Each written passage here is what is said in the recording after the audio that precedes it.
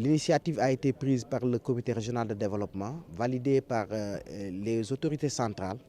Et ce matin, nous nous sommes fixés comme objectif d'abord de distiller des informations pour que les acteurs territoriaux prennent connaissance de ce qui est attendu. Qu'est-ce qu'il y aura comme bouleversement? Parce qu'il s'agit à la limite non pas seulement d'une transition, mais peut-être même d'une révolution. Parce qu'aujourd'hui, la problématique du gaz, des énergies de manière générale est une problématique mondiale. L'Europe est en train de se poser la question de savoir est-ce qu'elle pourra même traverser cet hiver compte tenu des difficultés que nous connaissons.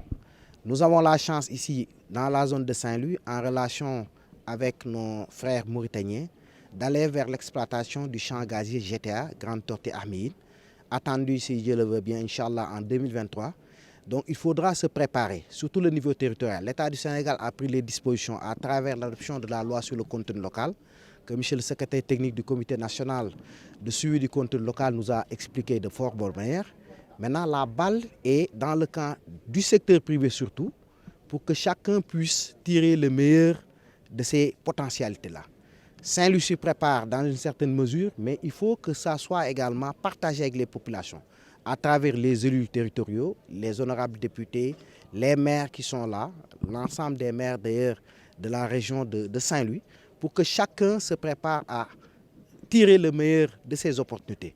Je crois que nous nous en félicitons. Le reste maintenant, c'est la balle est dans le cas des populations. J'ai dit la dernière fois que déjà à Saint-Louis, une centrale à gaz de 250 mégas et le projet est validé sur le plan étude d'impact environnemental. S'il y a l'énergie, ça veut dire que derrière, il faut rêver. Peut-être qu'on doit avoir même une zone industrielle à côté. Parce que lorsque l'énergie est disponible à bon marché, je crois que l'on a l'impact, ou en tout cas l'input premier pour pouvoir développer la région.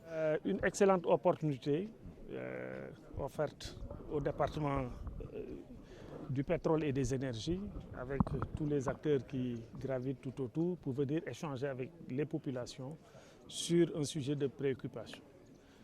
Je veux dire que Saint-Louis a pris date aujourd'hui en rassemblant tout ce gotha d'experts de haut niveau, multisectoriels, pour venir donc passer 2 jours à discuter sur des sujets hautement importants et avec des niveaux de participation d'une densité intellectuelle assez appréciée. Le contenu local, comme j'ai dit tantôt, pour le résumer en 2 mots, c'est la préférence nationale.